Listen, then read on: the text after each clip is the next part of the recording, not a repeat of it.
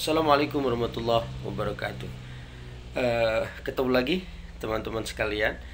Insya Allah di video ini Bapak ingin menyampaikan silabus mata kuliah usul fikih.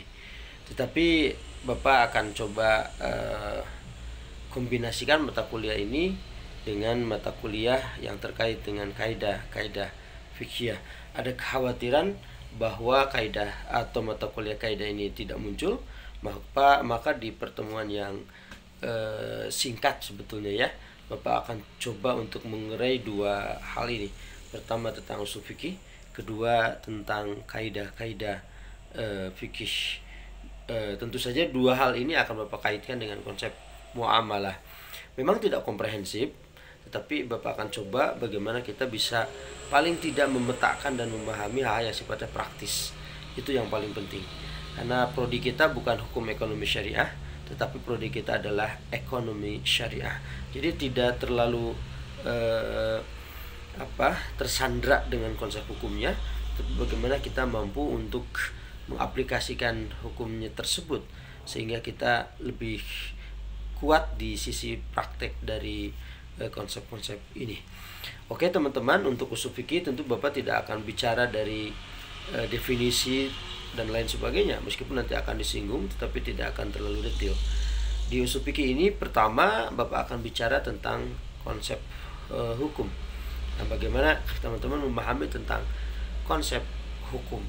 Yang kedua, Bapak nanti akan bicara tentang konsep mukallaf. Nanti kita akan bicara tentang ahliyah. Seorang yang bermuamalah itu harus seperti apa. Itu yang kedua. Dan yang ketiga, kita akan coba untuk sedikit menengok tentang adillatul ahkam atau dalil-dalil hukum.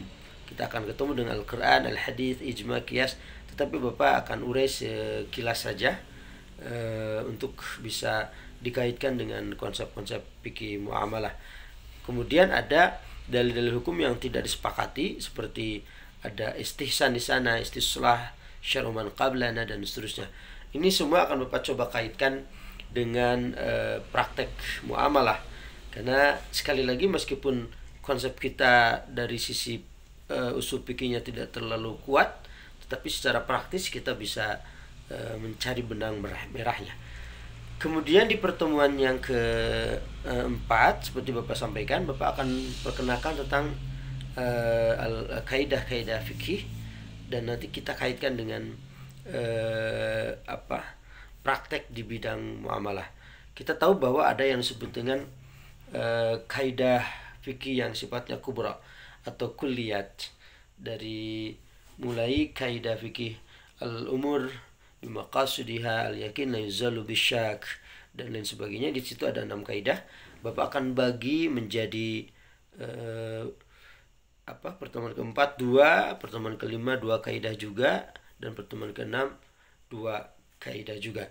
Dan nanti kita akhiri mata kuliah kita dengan kaidah-kaidah yang terkait dengan praktek muamalah di masa kini. Jadi nanti Bapak akan coba uraikan itu biar teman-teman punya pegangan secara praktis ketika melakukan atau berbisnis muamalah. Sekali lagi, di mata kuliah usul fikih ini Bapak akan coba untuk mengkombinasikan dua keilmuan seharusnya.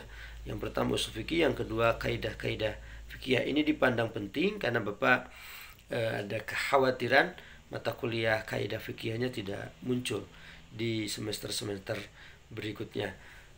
Oleh karena itu, sekali lagi, di 6 pertemuan kita atau misalnya 7 pertemuan kita akan bicara tentang satu, konsep hukum. Yang kedua, kita akan bicara konsep pelaku dari atau subjek dari hukum itu terkait dengan muamalah.